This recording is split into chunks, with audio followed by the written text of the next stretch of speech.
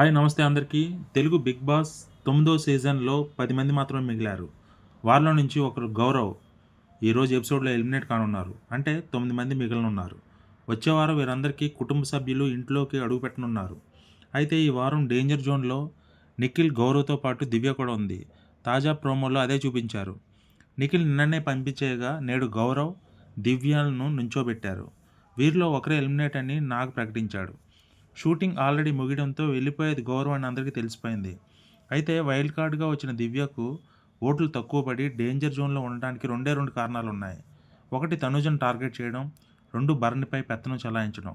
గత వారం కెప్టెన్సీ గేమ్‌లో తనుజను తీసేయమని మాటిచ్చి ఆమెను సైడ్ చేయడంపై తీవ్ర వ్యతిరేకత వచ్చింది. నాగార్జున ఎదుట దోషిలా నిలబడాల్సొచ్చింది. ఇక భరణి ఏం చేయాలి, ఏం చేయకూడదు అనేది ఆర్డర్లేస్తుంది. అతడు చేసింది ఏదైనా నచ్చకపోతే చాలు ఒకటే నసపెడుతుంది.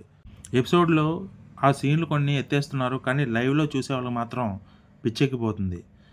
ఈ బంధాల్లో చిక్కుకొని బలైపోయిన భరణి తనుజ, దివ్యకు దూరంగా ఉండాలనుకుంటున్నాడు. తనుజ దూరంగానే మెదులుతుంది. కానీ దివ్య మాత్రం ఫెవికాల్‌లా అతుక్కుపోతుంది.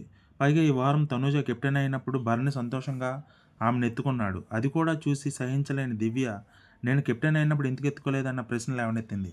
ఆమె సరదాగా అన్నా, సీరియస్‌గా అన్నా తనకు తనుజ అంటే ఈర్ష్య అని జనాలు బలంగా నమ్మారు.